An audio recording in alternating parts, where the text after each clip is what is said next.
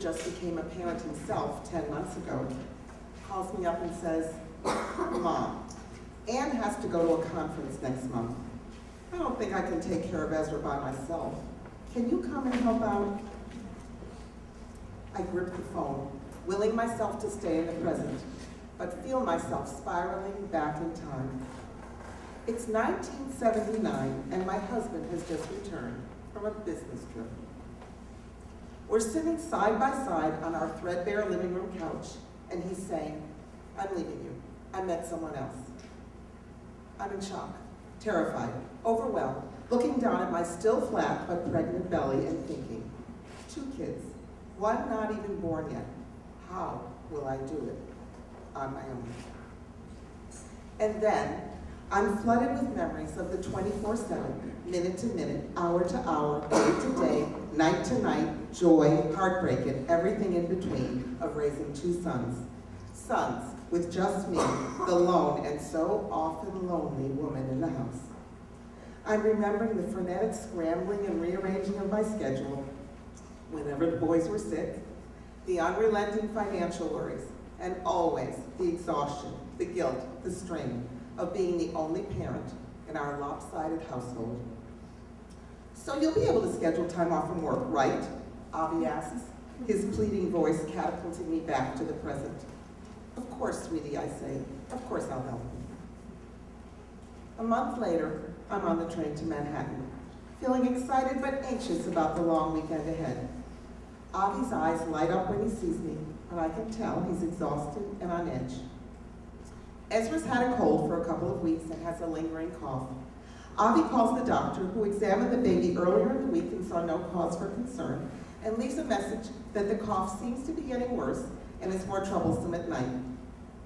He calls his wife Anne and fills her in on every detail of Ezra's condition.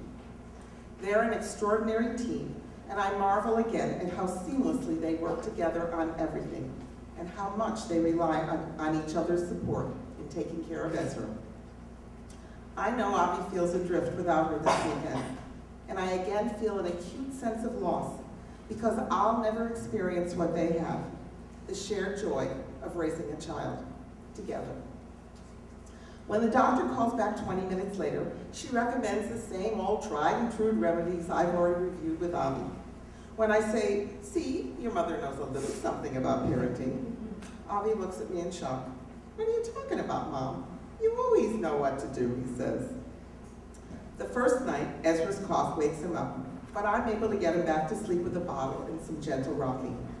However, the next night he wakes up again with a persistent cough and wails inconsolably. Both Avi and I are up, and I can see the concern on his face. He asks me to hold Ezra while he turns on the shower, and then we both wait for the steam to fill the bathroom. Avi sits on the toilet seat holding the whimpering and still coughing baby in his arms. He turns to me, the steam swirling around him, and asks, "Can you take him? I can't take the heat in here." He hands the baby to me, and I pat his back, holding him next to the shower, allowing the steam to work its magic. As Avi's about to leave the bathroom, he turns back to me and says, "I don't know how you ever did this by yourself." I look at him, stunned. He's never said that to me before. I'm struck by the realization that he never really understood how alone I was until he became a parent himself. My eyes fill with tears as I say, "I don't know either. Believe me, it never would have been my choice. But I had no choice, so I did the best I could." He wraps his arms around his son and me, and we stand there together for a moment in the steamy bathroom.